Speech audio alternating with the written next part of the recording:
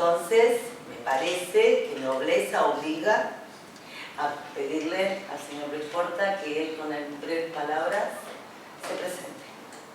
Uy, la semana pasada María Marta me pidió, la semana pasada no, hace unos días, me pidió lo mismo para la colección que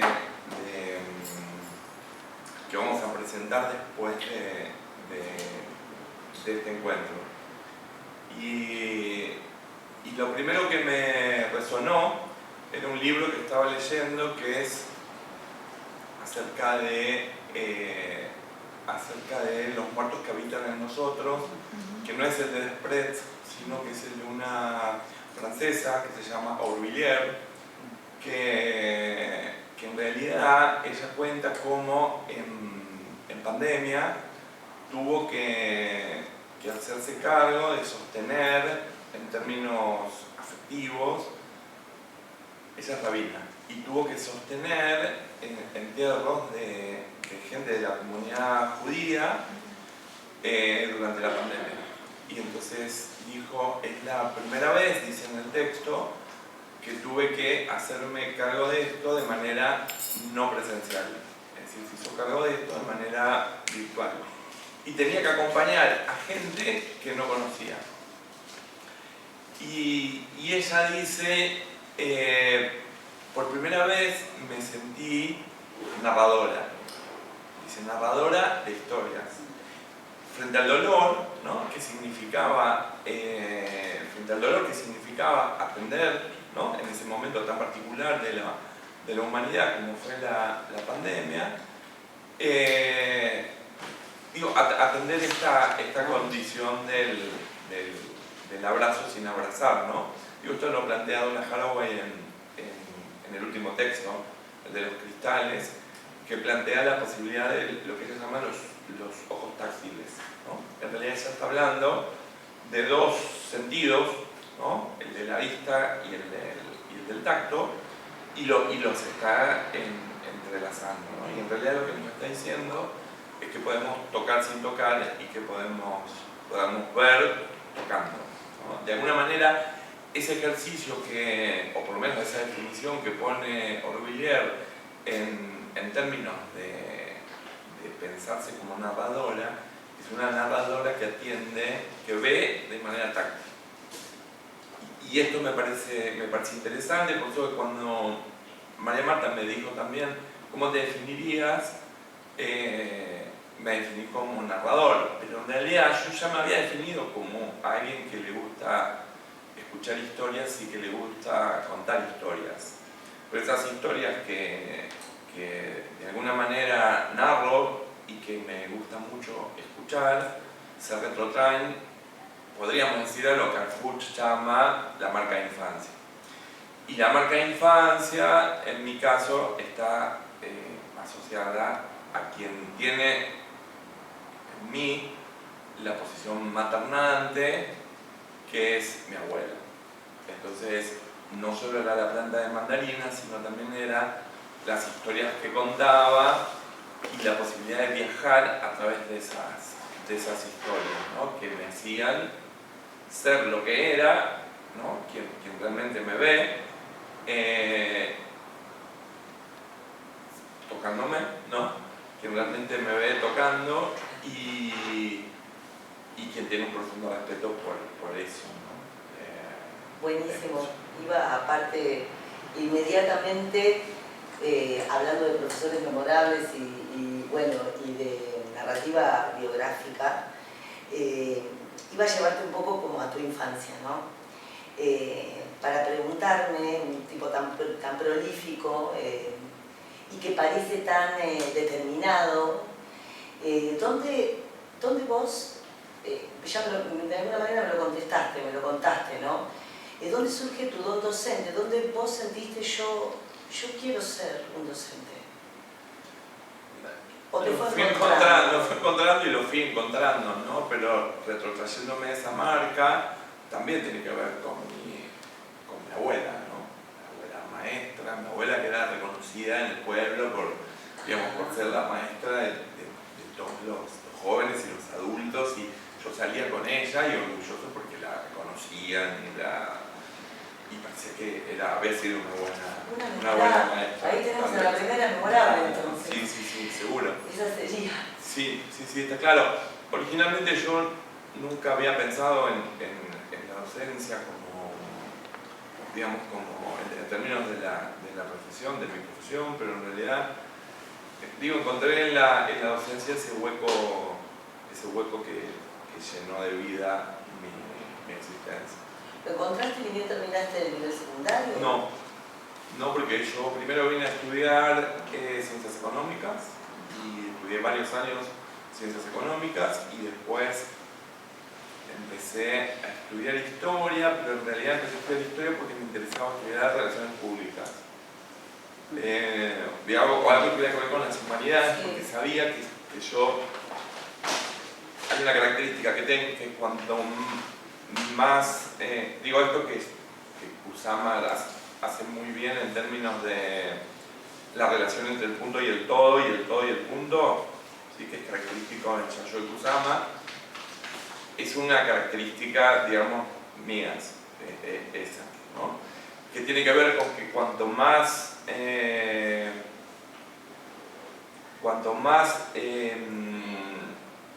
con más diversificación hay, yo me siento más cómodo.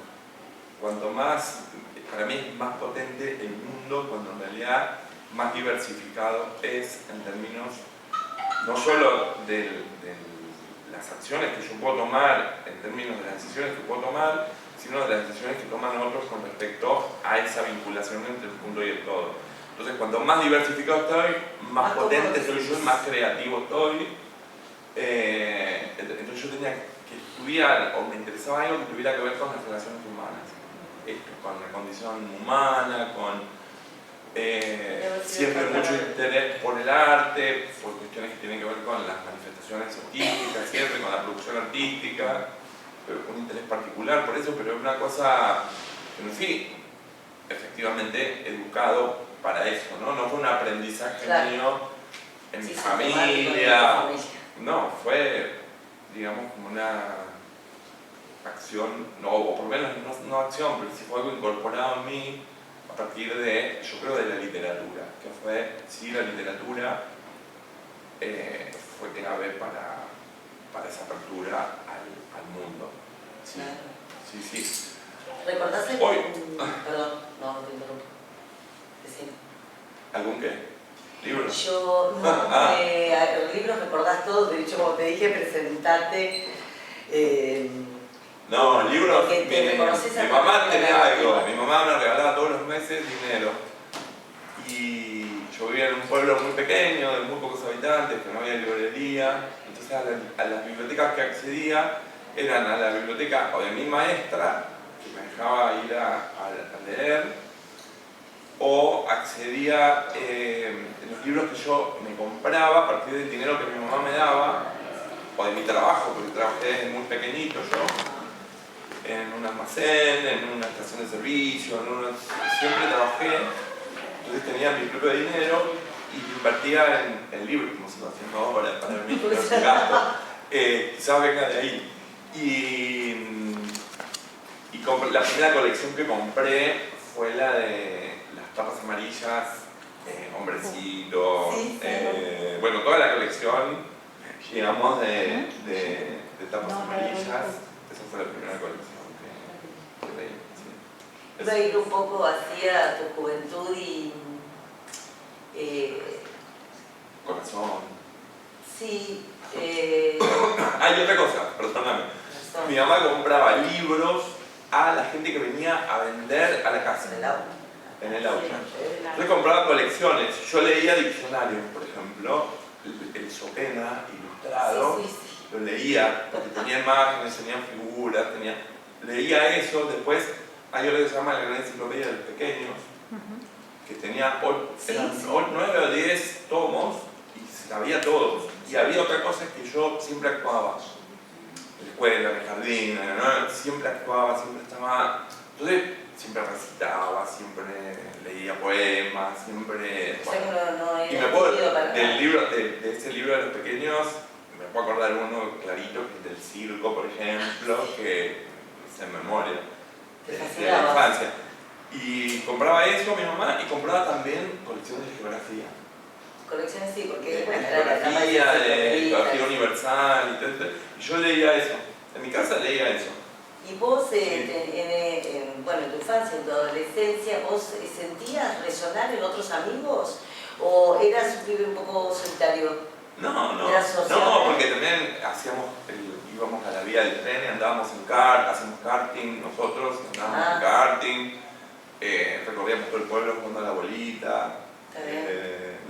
También tenía toda esa vida, sí, con amigos. ¿Tenés, si yo te pregunto así rápidamente, un docente memorable tuyo? Sí, de mi infancia. ¿Sí? Mi maestra de jardín, wow, a la que sigo tratando todavía, y Cristina, la señorita Cristina. Y después, sí, docente memorable, pero mucho más adulto. De mucho más adulto, en la universidad. No, en la universidad, en el posgrado. En el posgrado, profesores memorables, ¿no recordás? Sí, claro. Es el día de hoy. Sí, que desplegaban, digamos, y que han sido muy importantes en mi formación. Bueno, ahí yo siempre recojo algo que dice Robert Fried, que en realidad Robert Fried dice que en el fondo todos querríamos ser docentes apasionados, en realidad que esa es una de las características de la memorabilidad, ¿no? Sí. Y bueno, de alguna manera ha tenido que ver con eso, y yo creo que mi interés por la categoría también ha tenido que ver con eso. Eso te iba a preguntar, ¿cómo surge la categoría y por dónde viene el interés? Y si vos también, si perdiste en algún momento el interés. No, hay una cuestión epocal, porque sí, en realidad, digo, en términos del desarrollo del equipo y la manera en la cual se conforma el equipo de investigación, y digo que es epocal porque en realidad tenía que ver con un momento muy particular del desarrollo de los posgrados en Argentina, que es que comienzan a desarrollarse propuestas formativas que estaban vinculadas a la docencia de la universidad y a un área de vacancia en la investigación educativa y en la formación docente que tenía que ver con la docencia en la universidad. Post-democracia, ¿no? Post-llegada a la democracia y ya habiendo pasado de los 80 a los 90 fundamentalmente, y un profundo cambio en lo que era lo que fue la agenda clásica de la didáctica y el pasaje hacia lo que se llamó en Argentina la nueva agenda de la didáctica. Y bueno, y en nuestra universidad se pone en marcha la carrera de especialización en docencia universitaria. Esa carrera es una de las primeras de Argentina, con un desarrollo muy particular en términos de la estructura, pero que coincidió justo con el momento en el que yo me doctoro. Claro. En el año 99, 98, 99, por ahí. Y esa carrera que se había gestado en rectorado de la universidad es el mismo Consejo Superior el que la manda a la unidad académica, a la facultad, porque el rectorado no tiene gestión de carreras. Cuando la manda a la facultad, digamos, toma, digamos, de una manera, se empodera de la carrera y ahí es donde tomo la dirección yo. Una dirección que empieza, digamos, como un ejercicio, yo diría como más tecnocrático de la docencia, empieza y cambia de perfil a la luz de que en paralelo la producción académica iba mutando también. Recuerden que en los 89 es cuando Franzenmacher escribe el texto, el artículo ese de la buena enseñanza, ¿no? Que se traduce en los 90 en Argentina, con lo cual eso es liminal y de alguna manera eso marca, digamos, la manera particular en la cual se comienzan a mirar y a problematizar las prácticas de enseñanza en la universidad. Y ahí sí hay un equipo muy importante que viene a trabajar a Mar del Plata, que es el equipo que dirige Edith Lidwin en la Universidad de Buenos Aires y Alicia Camilloni. Alicia Camilloni con currículum, Edith Lidwin con tecnología y intervención didáctica, intervención pedagógica. Que era en paralelo la gente que iba produciendo ese cambio de posición en la producción didáctica. O sea, que vos estuviste en el... Entonces, claro, ¿esto qué hizo? Que un grupo de alumnos de la carrera de especialización, pues yo fui alumno de la carrera también, antes el director fui alumno también de la carrera, conformáramos un equipo de investigación, a propuesta mía, por supuesto. Bueno, armemos un grupo de investigación, armemos un proyecto, y ahí comenzamos a conformar un primer equipo que siempre fue multidisciplinar, que era la idea que teníamos, siempre hubo un abordaje, digamos que, una indagación que estaba puesta siempre de diferentes perspectivas. Y empezamos a trabajar, lo que en ese momento se trabajaba, que eran las buenas prácticas de enseñanza. Ahí empezamos a trabajar con los estudiantes, empezamos a hacer entrevistas, y ahí surge, digamos, la primera cuestión, que es que cuando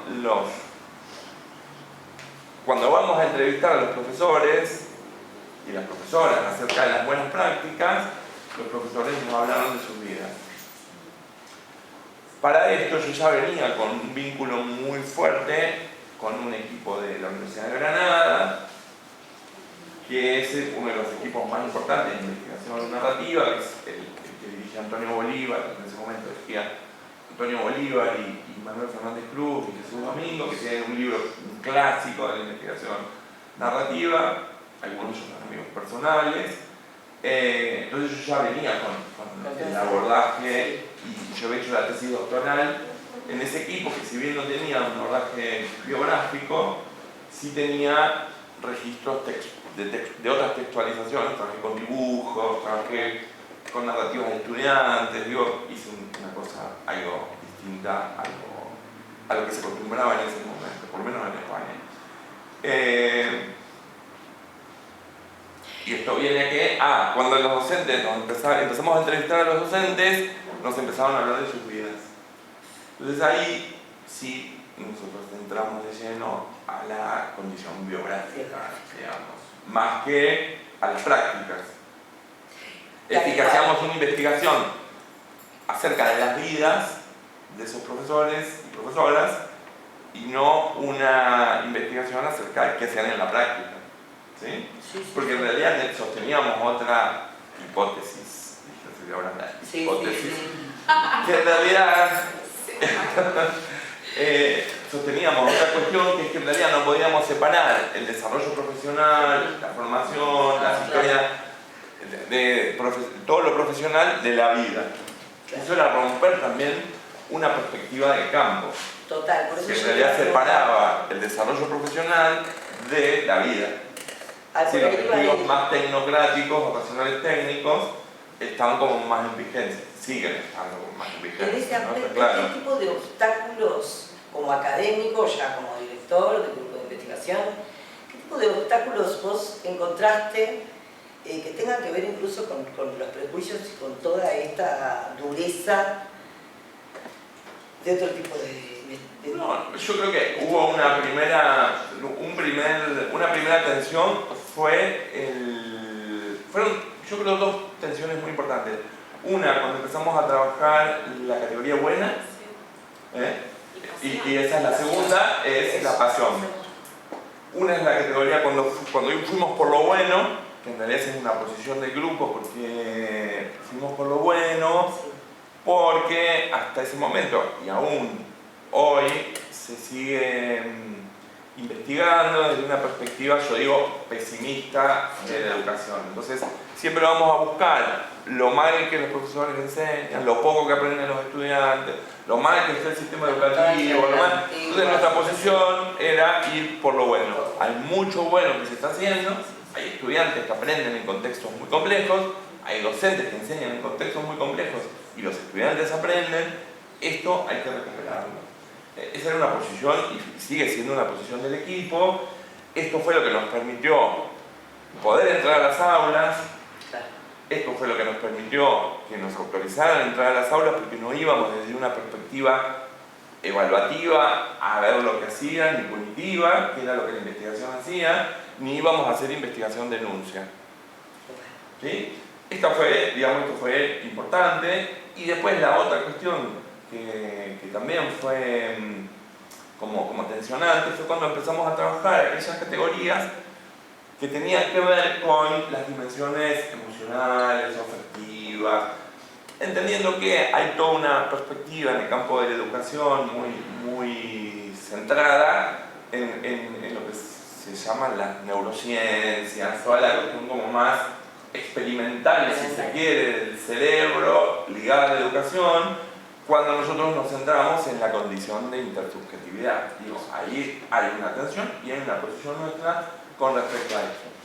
Y volviendo al tema de las pasiones, que fue como esta es una categoría en viva de la investigación nuestra, porque salió de los propios estudiantes, hablando de sus profesores, tuvo que ver con que ahí nos centramos no en las bajas pasiones, que fue otra decisión también, sino que centramos en lo que despierta esto en el resto. Finalmente, dice Freire, todos queremos ser profesores apasionados. Entonces, de alguna manera, dar vueltas, eso, como si la piel se diera vuelta, ¿no? Sí. Digo, dar vuelta en la categoría, dar vuelta el concepto, de alguna manera nos ayudó para sostenernos, ¿no? Porque en realidad nos sostuvimos en la comunidad, digo, en el territorio académico, en la tribu académica, que en realidad en muchos casos va por otros lados, ¿no? Y nosotros seguimos sosteniendo esto. Que de alguna manera es como si fueran los tentáculos, ¿no? de un pulpo. Acordándome del nuevo libro de División de Spreads, ¿no? Autobiografía de un pulpo. Que es como que va, ¿no? va haciendo esto, ¿no? Y va mutando a medida que también vamos mutando nosotros y nos vamos metamorfoseando nosotros. Sí hay algo, y lo estaba pensando estos días, que me parece que caracteriza tanto al equipo como a los profesores y profesoras con los que nosotros trabajamos, que tiene que ver con la idea de sensibilidad exquisita. No es sensiblería, que es lo que de alguna manera corremos el riesgo cuando trabajamos estas cuestiones, sino que tiene que ver con una sensibilidad exquisita. ¿Sí? Que está asociada a esta idea de ojos táctiles, esta idea de ¿sí? que recuperan de alguna manera los poshumanismos, fundamentalmente, el vínculo interplanetario, el hacer parentesco, lo que tiene que ver con esto, ¿no? Tiene que ver fundamentalmente con esto. Y que está asociado a los gestos, más que a los giros. ¿A los gestos? Está asociado a los gestos más que a los giros. ¿Vos te acordás lo que pasó en aquellas jornadas cuando hicimos como un taller así, una conversación de a 4 y una de las consagradas de la educación argentina, de la pedagogía, se alteró muchísimo porque entendían que la pasión, hablar de la pasión en ese contexto era como un retroceso para la Era lírico, esa fue la palabra. Sí. Ay, Hay un espacio de resistencia bien explícito. o sea, hay una disidencia, o marcaste una línea disidente. Sí, el equipo. ¿Te considerás el equipo, un disidente? Sí, claro. Sí, ¿no? Es que yo me siento mucho más cómodo en los bordes. Me Me siento mucho más cómodo en los bordes. se nota. Si bien sé que tengo posiciones, y eso lo asumo, tengo posiciones en el centro, pero siempre desde los bordes. Sí, ¿Tuviste mucho más cómodo. difíciles en tu carrera como académico de decir en algún momento no doy más? ¿Puede ser? ¿Cómo? A mí me encanta lo que hago. Te encanta. Me Nunca apasiona lo que hago. Sí, me hizo preguntar mucho sobre mí mismo. Muchas de mis decisiones personales, por supuesto, y las personales que interceptan a gente del equipo, por ejemplo, ¿no? Sí. Sí me interpelo mucho sobre eso. Porque en realidad muchas de mis decisiones personales, a veces, yo las pienso en términos colectivos y de la manera en la cual eso desborda en términos colectivos. Y esas decisiones que yo a veces tomo en términos colectivos me inciden y me parten en dos en términos subjetivos. Si yo ahora te mostrara una foto tuya, ¿no? De cuando vos tenías 10 La mostró años. Pancho hoy. 10 años, 12. Y Que estoy con era una la cornetita. Alucinante de este programa que siempre veía, que le hacía la mina, que es alucinante. ¿Qué te dirías? Y que muchas decisiones las tendría que haber tomado antes, que muchas, claro, que muchas decisiones por las cuales la vida y mi existencia me fue llevando tuvieron que ver con esas marcas de infancia muy anquilosadas, casi lindando el sometimiento, y que salir de eso implicó entrar en registros muy inhóspitos que quizás tendría que haber entrado antes. O quizás no hubieras entrado nunca. Yo digo que en una de esas, si no hubiéramos elegido la profesión que elegimos, si no hubieras elegido esta profesión, quizás no te hubieras transformado tanto, ¿no? Por eso hago investigación biográfica y hago investigación autobiográfica. Yo soy convencido de que en realidad a mí me cura, me salva y me permite vivir una vida más digna, más solidaria, más amigable. A mí me salva esto. Sí, por lo que veo... Es un privilegio. Es un privilegio, claro. Un privilegio que también te ganaste, ¿sí?, en algún punto. Un privilegio que poder hacer esto, ¿no? Lo que noto también es que los que llegamos acá, bueno, vos, pero me parece que vos estás conectado con muchos espacios que no solo tienen que ver con una profesión académica. Por ejemplo, sos muy fascinado del arte. Yo te sigo en Instagram ahora, y ahí la mencionaste recién, ¿no? La artista. Sos fana de una artista japonesa, que yo me preguntaba, ¿ama el arte japonés o amas a esa artista específicamente? No, es Yayoi. Y es Yayoi por algo particular que lo logré dilucidar este año. Que dictamos un curso de verano, del cual todavía tengo las marcas de ese seminario. Me costó mucho salir del dictado del seminario, fue una inmersión muy profunda. Yo creo que los estudiantes también. Un estudiante dijo que algún día nos vamos a encontrar por el pasillo y solo nosotros nos vamos a mirar y vamos a saber que pasamos por esta experiencia. Dijo una estudiante el último día de la cursada. Pero fue algo muy fuerte para mí también en términos de los lugares que yo visité. Y yo durante un mes antes de empezar el seminario comencé a ver que sistemáticamente me aparecían en Instagram imágenes de la casa de Louis Vuitton en París, en Londres y en Nueva York, que habían vestido sus vidrieras y que la colección de Louis Vuitton era la colección Yayoi Kusama. Entonces todo estaba vestido como Yayoi y habían hecho unas robots de Yayoi gigantes y yo ya conocía a Yayoi, había trabajado algo de ella, pero más la obra, no tanto su vida. Yayoi es la artista que trabaja con los lunares. Trabaja con lunares y ella es la que dice esto del punto y el todo. En un momento, en la década del 50, a Yayoi un psiquiatra le diagnostica despersonalización.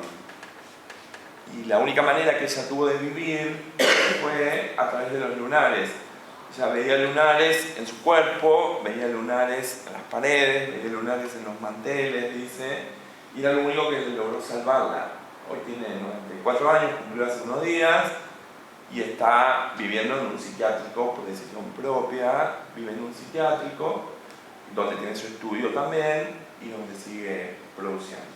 ¿Qué fue lo que me pasó? Yo estuve en estado Yayoi durante el mes ese previo al inicio del seminario y sabía que algo ahí había. ¿Por qué me interesaba traer a Yayoi al seminario? Me interesaba por varias cuestiones. Una, por el repertorio, que significaba traer el arte, el consumo también, el capitalismo como problema a la clase, como problema del seminario, el museo, la dimensión estética, pero había algo más que a mí me preocupaba y que no sabía qué era. Y empecé y me compré todos los catálogos de Joy que estaban en el Mercado Libre, me compré toda su autobiografía, me compré una obra de ella que escribió una novela, ella hizo mucho happening